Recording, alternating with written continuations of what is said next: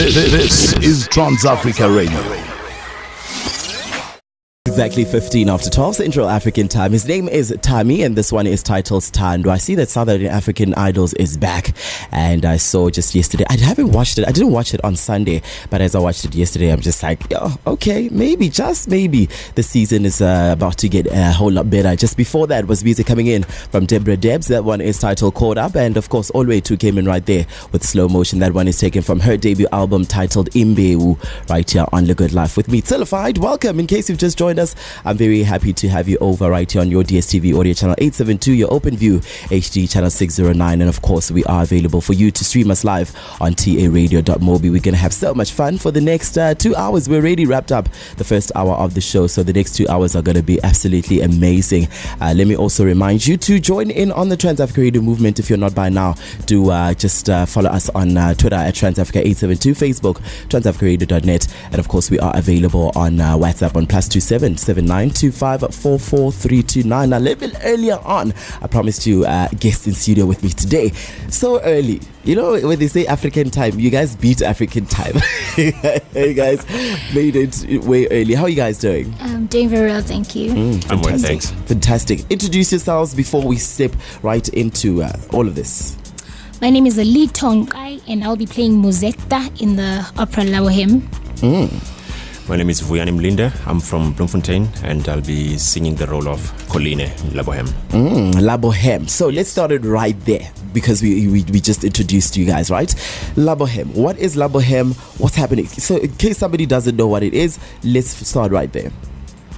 La Boheme is an opera that is composed by Puccini, and it's about 5-6 characters who are living in a flat, which is Colline, Rodolfo, Shonar, and Marcello.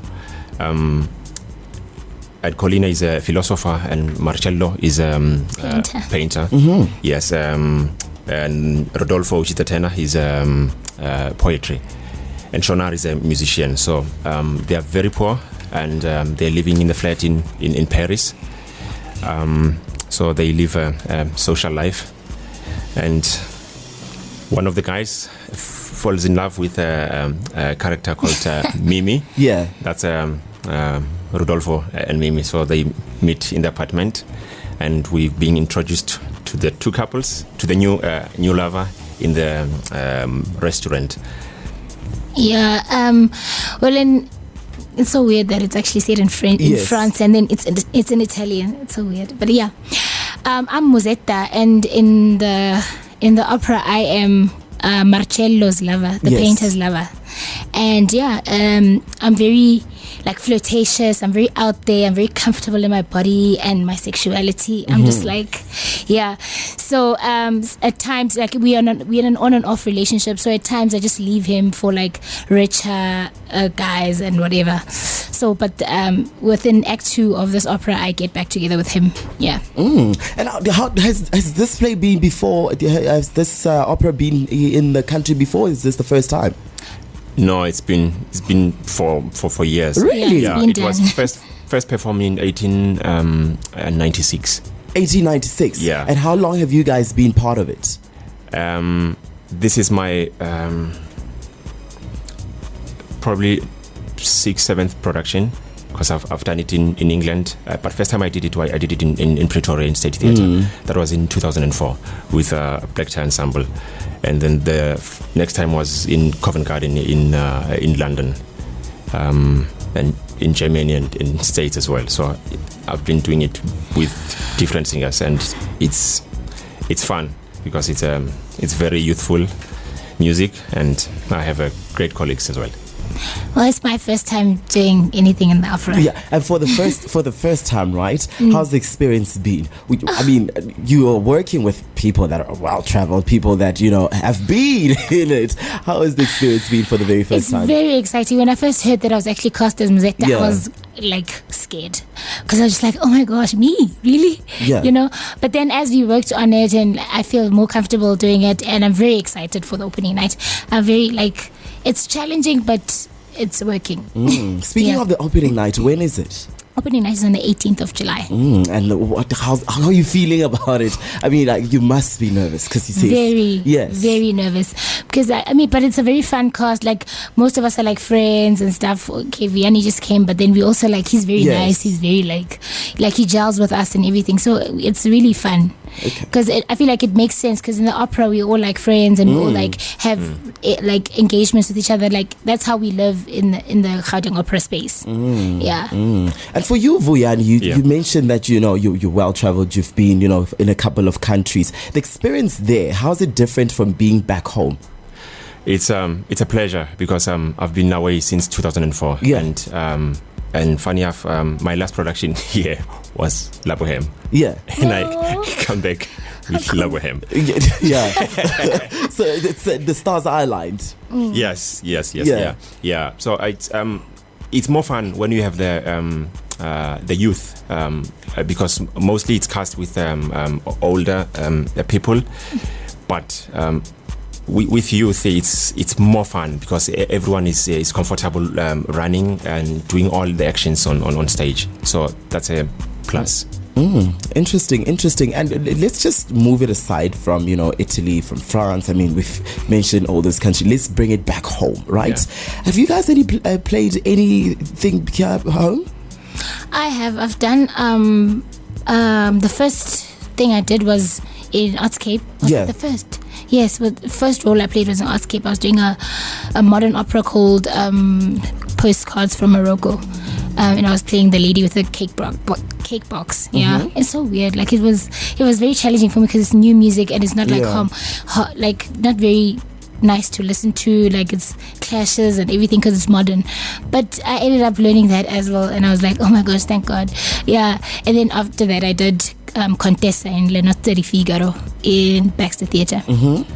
With me I've never done any modern music until I'm going to do it in Lucerne in Switzerland. It's called opera called Le Grand Macabre. And I find it really, really difficult because the style is not what I'm used to, and I really find it hard to make sense of the notes. But because I've done it so many times, it feels much easier, and I'm thinking, why was I struggling? Makes sense after a while. Oh, quite interesting. I'm very interested. I asked you this question simply because I'm very interested in knowing the industry on its own right here in Africa, the opera industry on its own right here in Africa, because it's big abroad. That we can't lie. And right here in Africa, what are your thoughts on us having quite I can't say limited, but it's not pretty much out there to us as Africans, the opera industry that is. The talent in South Africa is unbelievable. And the only problem is that the opera companies don't have enough sponsors from private or government, because in Germany all the theaters are funded by the state, and that makes it much easier.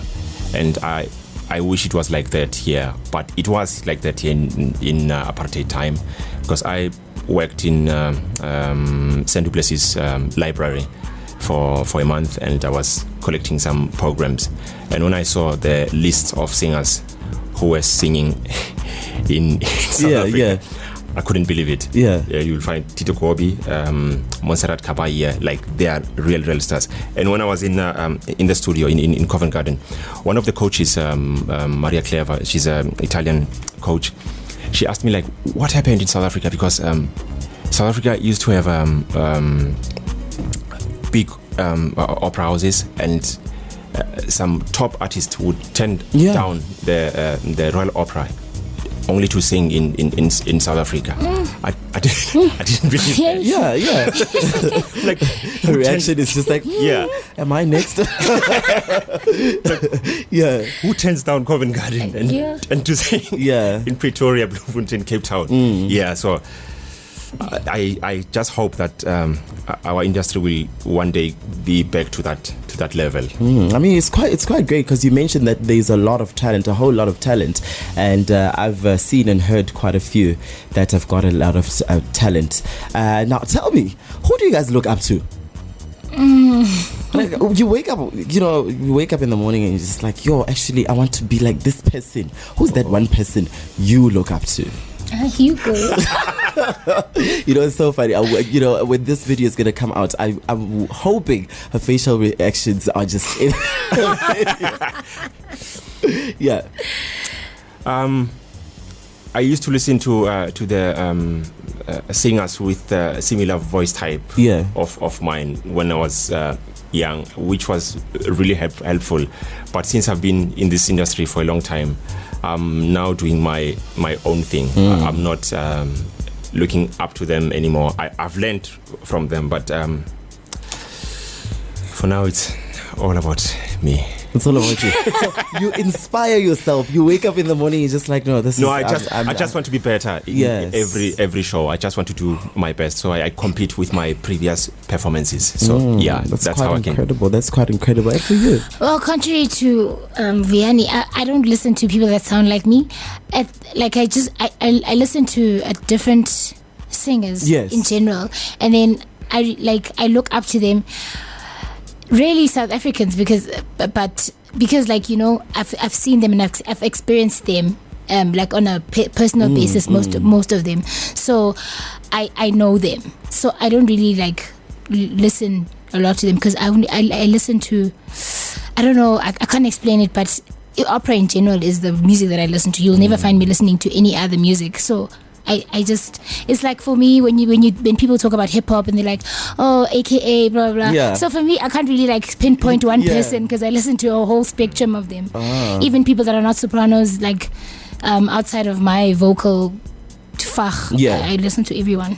Interesting. Now, before we go back to the opera, I just want to know, how's your daily schedule like? Like, it's so different for people in the arts and people on a normal basis. I mean, for me, I know my daily schedule is like radio show, and then after I'm done. What's your schedule like?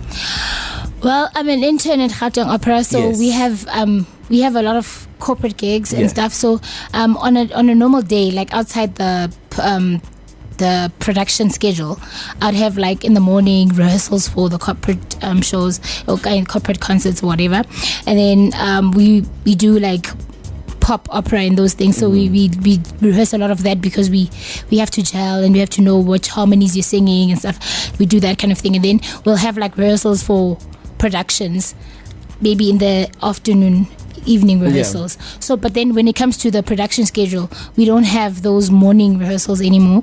We wake up and we go to the theater, and we would go to our rehearsal space, and then we do the opera.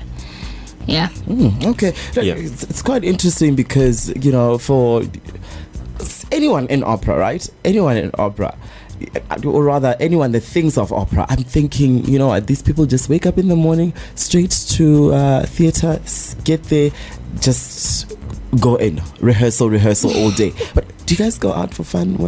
Do you guys ever have the time? when we have time, I always go How out. often is when? That's normally either Fridays or Sundays, or sometimes Saturday, because where I work, we have shows like 3 or 4 shows per week. So whenever I have gap, I use it to recharge. Okay. Well, for me it's hard when it comes to production. I've got a very fragile voice, so if it's production time, I don't really go out. But if it's not, then because when you're gonna go back. I can imagine. Now back to La Boheme, right? What can we expect? I mean, it's on Tuesday the 18th. It starts on Tuesday. The show starts on Tuesday the 18th. This is next week Tuesday, and I'm absolutely looking forward to this one because I'm really gonna come. It's not even a joke. I'm really gonna come. So what can we expect when we get there? You're going to enjoy some beautiful music. Yes, sung by incredible potential singers, and Puccini is like one of the best composers, so there'll be some tunes that you'll be singing where you're home. Right. I'm really excited about this because I've never actually done an opera where the director says we're setting it in modern times, and you actually realize it's actually in modern times. Like you feel like, okay, I'm in my wedding for real, I'm with my friends for real. It feels so real. So that's the most exciting thing for me, because I feel like I'm so comfortable. I can actually take a bit of litho into the Musetta. Yeah. Oh, lovely. And for anyone who wants to get tickets, who wants to attend, how can they get through to that? I think it's Joburg Theatre. The Joburg Theatre website, you can get the tickets and web tickets. And web tickets. Yeah, they start from 200 to 500.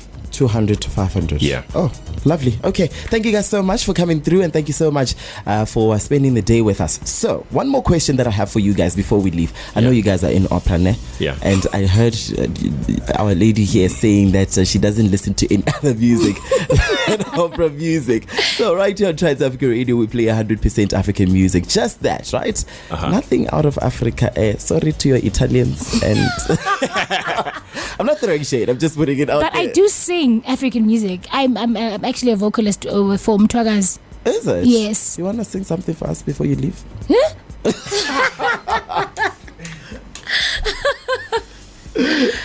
Okay, so we play 100% African music, right here on Trans Africa Radio. What are your thoughts on that?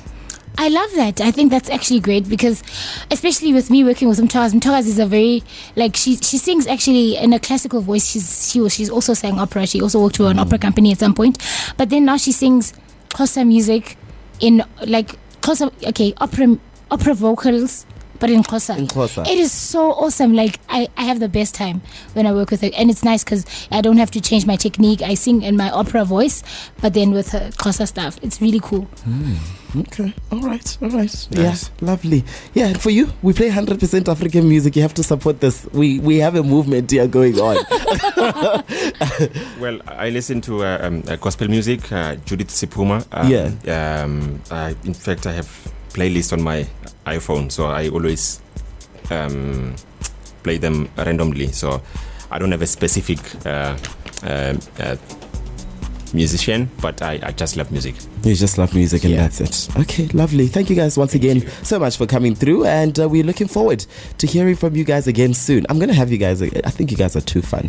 Yes, I'm going to have you guys again here for your next play, and all the best with the La Boheme play that's going to be taking place on Tuesday the 18th of July at 8 p.m, right? Lovely. Yes, this is of course at the Mandela Joburg Theatre right here in Johannesburg, Braamfontein. Do make sure that you check it out. But for now, at 8 o'clock, yes. That is, yes, 8 o'clock Central African time. That is. But the last show is on 3 o'clock. 3 o'clock? Yeah. Oh, okay. Yeah. The first 3, 8 o'clock, and the last one is 3 p.m. Okay, and it runs till Sunday. Till Sunday the 23rd. 23rd. Yes, Sunday the 23rd of July. Okay, fantastic. Once again, thank you guys so much. Thank you. And we'll have you guys again soon.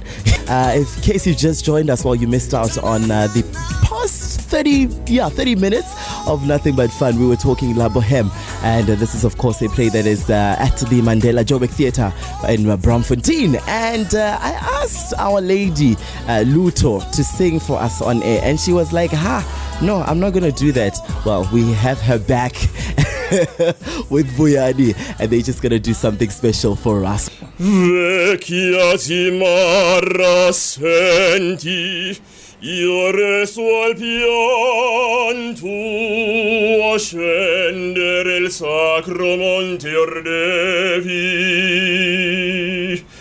le mie grazie ricevi, mai non curvassi l'ogoro d'orso ai ricchi ed ai potenti, posar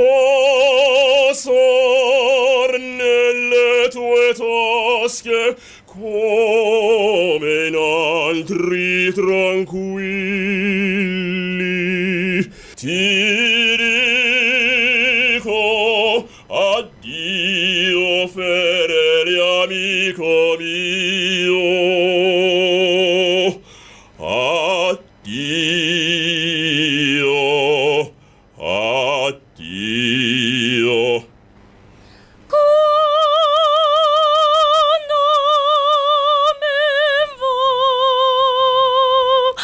Quando me vo soletta per la via, la gente sosta in me.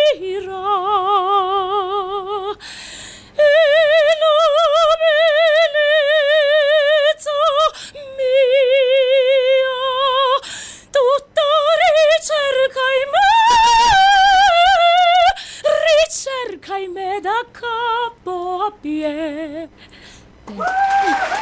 This is Trans Africa Radio.